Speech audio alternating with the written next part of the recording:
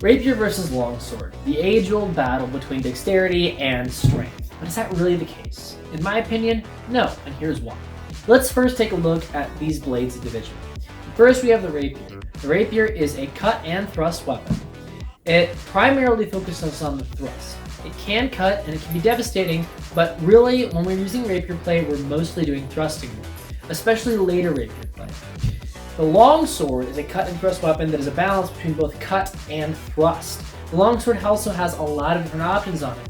When you start to get into things like half swording and Mordschlag and all kinds of things, this can go from being a very powerful, devastating weapon to being an extraordinarily dexterous and pinpoint accuracy weapon. So this is kind of, in my opinion, the Swiss Army knife of swords. When we look at these weapons in general, you can see that the Rapier actually has a longer blade than the Longsword, but overall the Longsword is longer in general. Sometimes this comes into play when we do things like this and we use the backhand to extend completely. The Longsword technically has more range if you use it from the very back, a technique that I use often. The Rapier is a one-handed weapon. It relies entirely on the power of this one hand to make it, well, and the rest of the body working in unison, but one hand to make it work. Primarily, it's a thrusting weapon, so that doesn't really do much to it. You're not losing much power in the thrust, but in the cut, that does mean it is less powerful than the Longsword. The Longsword can use the leverage of two hands together to make a devastating cut with not much motion. It has reach and power, and when using alternate grips like this, a lot of options for the cut that the Rapier just simply doesn't have. But the Rapier has a trump card. Because the Rapier is a one-handed weapon, you can pair it with another weapon. Rapier and dagger or Rapier and buckler. Let's look at Rapier and dagger first. This allows us to work in one tempo. So what I mean by that is, as an attack comes in, I can block and attack at the same time, which totally changes the game. In this form, I have a marked advantage over a single weapon like the Longsword. There's still ways the Longsword can be useful, but when I can both block and attack at the same time, it puts the other person on the back foot. We also have the buckler, which can be used passively just to block or actively to come in and really upset the game. You could also use, honestly, anything with this. You could use a hat. People have used cloaks, they've used lanterns, anything they can do to get the other opponent's sword out of the way. So the Rapier does have quite a bit of advantage when you're using two things. Let's talk about the uses of these swords. This is a later period sword than the Longsword. The Longsword primarily started to be in use around 1100, and it stayed as a main battlefield weapon or weapon in general all the way up until about the early 1500s, and then it started to kind of fall out of favor. The Rapier was introduced a little bit before that, and it kind of took over all the way up until we got the small sword, which is a thrusting only weapon. This is a civilian weapon, so this is something that would be worn around town like this. It wouldn't really make too many appearances on the battlefield. When it was in use, heavy armor was in place, and this just really wouldn't have done anything against it. The Longsword could do some stuff against armor, but mostly that was doing half swording and things like this, and that's one of the reasons the Longsword started to be less favorable on the battlefield because of the invention of new armor. So now we have the Rapier, which is a civilian weapon. It can be easily worn around town and pulled off, so this is mostly done in civilian defense or in duels. You could have a secondary weapon like a dagger on you. Daggers are easy to carry.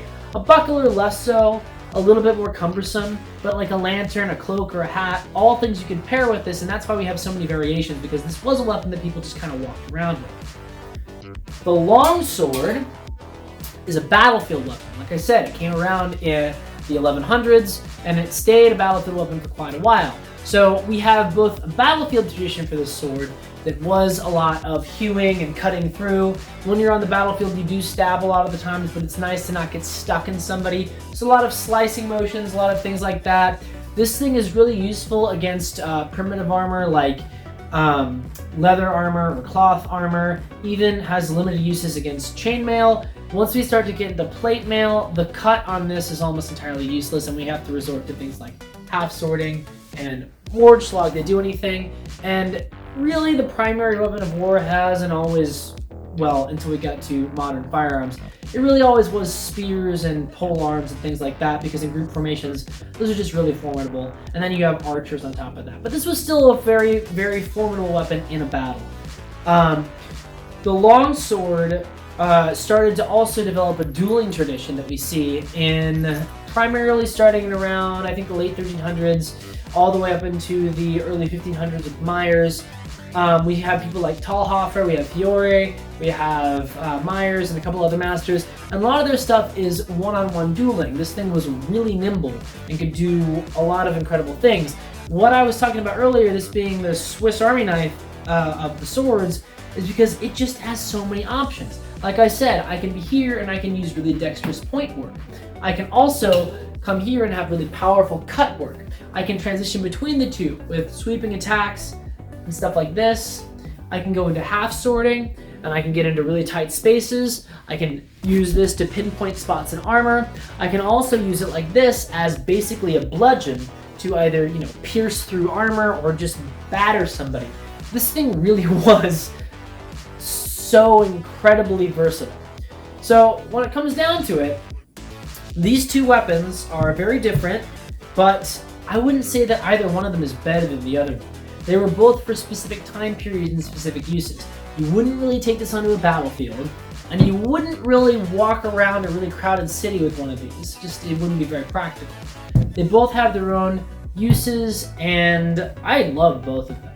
In a battle, if I were to rank who would win, I would say single longsword versus single rapier. Even though the rapier has better hand protection, I'm going to give the two-handed nature of this an advantage, and I've seen this in sparring, and I've found it to be pretty useful.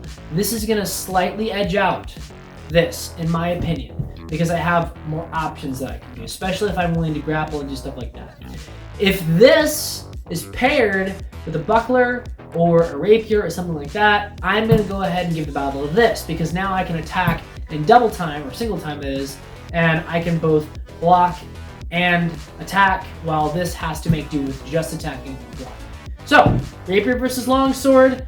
It is not, in fact, dexterity versus strength. It is, in fact, dexterity versus dexterity, because most sword play is dexterity. If you want strength, go and get a club. If you want more stuff like this, follow us and fight somebody. Thank you for watching. If you enjoy this or any of our other content, please consider supporting us on Patreon. Your support allows us to keep creating shorts, fencing videos, and our major projects. When you support the team on Patreon, you get access to behind-the-scenes content, discounts on merch, opportunities to game the crew, and so much more. Don't forget to like and subscribe to stay up to date with all the fun stuff Sellsword Arts is doing. You can even ring the bell if you really feel like it. You can also join the community Discord and chat with the crew and other cool people with similar interests. And if you don't agree with something that I've said in one of these videos, you can always fill out the duel request form and challenge me to a duel so you can prove your point. You can find our Patreon and Discord link in the description. Additional links are in our bio. Thanks for watching, guys, and we'll see you on the next video.